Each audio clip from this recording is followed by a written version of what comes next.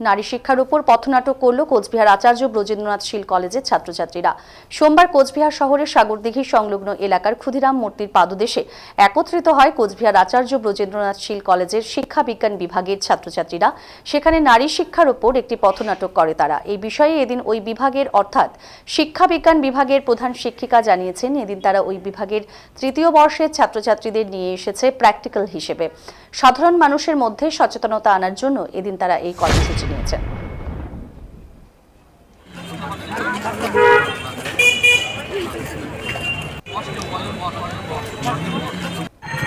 আপনার ছেলেটা